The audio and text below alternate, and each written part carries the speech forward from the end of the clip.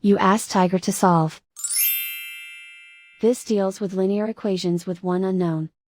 The final result is x equals 4/9. Let's solve it step by step. Simplify the expression. Expand the parentheses. Multiply the coefficients. Simplify the arithmetic.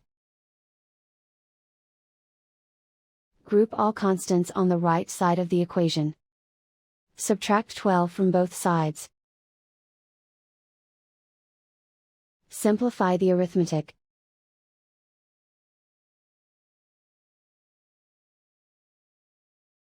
Isolate the x.